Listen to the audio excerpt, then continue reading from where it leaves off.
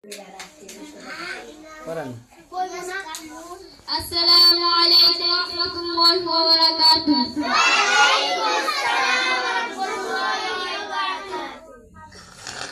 إن الحمد لله والصلاة والسلام على من لا نبي بعده. أما بعد فأعوذ بالله من الشيطان الرجيم. بسم الله الرحمن الرحيم. قل هل يستوي الذين يعلمون والذين لا يعلمون. وقال رسول الله صلى الله عليه وسلم طلب العلم فريضة على كل مسلم. অতকার দারুল মুহাম্মদ মাদ্রাসা মসজিদ কমপ্লেক্স কর্তৃক আয়োজিত আজকের মাহফিলে সম্মানিত সভাপতি ও জাতির মাতার মুকুট হযরত উলামায়ে কেরাম ও আমার সামনে উপবিষ্ট বিভিন্ন অঞ্চল থেকে আগত জ্ঞান পিপাসী ছাত্র ভাই ও বোনেরা সকলকে জানাই আমার অন্তরস্থল থেকে শুভেচ্ছা অভিনন্দন।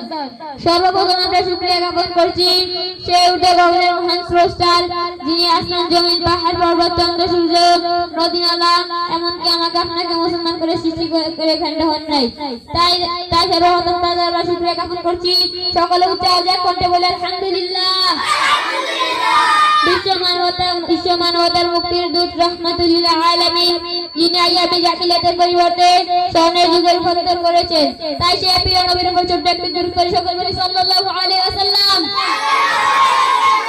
মুহতারাম হাজিরিন, আজ আমাকে এমন একটি বিষয় দেওয়া হয়েছে যে বিষয়টা জাতীয় সমাজের জন্য যতটা প্রয়োজন আজ একটি মাছের জন্য পানি যতটা প্রয়োজন, একটি দমের জন্য একটি স্পন্দন, ঠিক ততটি প্রয়োজন আজ আমাদের জন্য কওমি মাদ্রাসা। কেননা কওমি মাদ্রাসায় শিক্ষা দেওয়া হয় যে শিক্ষা মক্কা নগরী দারুল আরকাম নামক স্থানে নবী করিম সাল্লাল্লাহু আলাইহি ওয়াসাল্লাম সাহাবাদের দিয়েছিলেন। সেই শিক্ষাকে প্রচার ও প্রসার করার জন্য নবী করিম সাল্লাল্লাহু আলাইহি ওয়াসাল্লাম বেছে নিয়েছিলেন সুফিয়ান নামক আঙ্গিনাকে, যা আঙ্গিনা থেকে পরবর্তীতে তাবিঈন আইমা মুজতাহিদিন এই উম্মতে মুহাম্মাদিকে রাসূলের নূর পৌঁছে দেওয়ার জন্য ছড়িয়ে পড়ে। প্রিয় উপস্থিতি ও শিক্ষা কওমি মাদ্রাসা দেওয়া হজর বল ঠিক কিনা? তাই তো আল্লাহ পাক কালামুল্লাহ শরীফে বলেন কুল হাল ইয়াস্তাউল্লাযিনা ইয়ালামুনা ওয়াল্লাযিনা লা ইয়ালামুন। অত যারা জানে আর যারা জানে তারা কখনো এক হতে পারে না, বল ঠিক কিনা? মুহতারাম হাজিরিন, তাই বলতে চাই যদি কওমি মাদ্রাসার অবস্থান পৃথিবীর মানচিত্রের মধ্যে না থাকতো তবে জাতি চিন্তা তার প্রভুকে, জাতি চিন্তা তার রাসূলকে সে আইমায়ে জাহিলিয়াতের মতো হাজার হাজার মূর্তি বানিয়ে পূজা করার পর তারা তাদের প্রভুকে ভেঙে নদীতে ফেলে দিত। জোরে বলো ঠিক কিনা? মুহতারাম হাজিরিন, তাই জমিসং এই হাদিসের কিতাবে বলা হয়েছে তালাবুল ইলমি ফারিদাতুন আলা কুল্লি মুসলিম, প্রত্যেক মুসলমানদের জন্য দ্বীনি শিক্ষা করা ফরজ।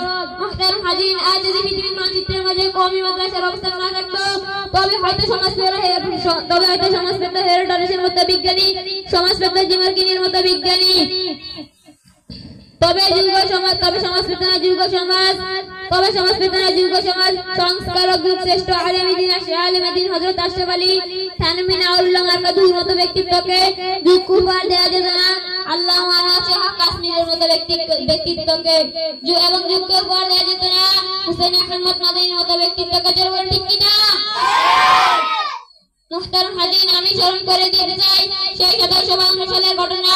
সেই সময় মুসলমানদেরকে গ্রেফতার করে জেলখানার মধ্যে আটক করে রাখা হতো, তাদের উপর চলত করতো নির্যাতন, যাতে করে দুনিয়া থেকে ইসলামকে নিঃশেষ করে দেওয়া যায়।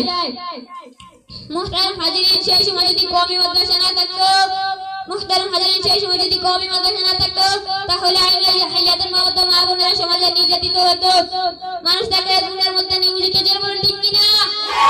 মুহতারাম হাজিরিন, এই জন্য সমাজকে দিনের মধ্যে রাখতে এবং মানুষকে গুনাহমুক্ত রাখার জন্য কওমি মাদ্রাসার বিকল্প নেই। ওয়া মা তাওফীক ইল্লা বিল্লাহ।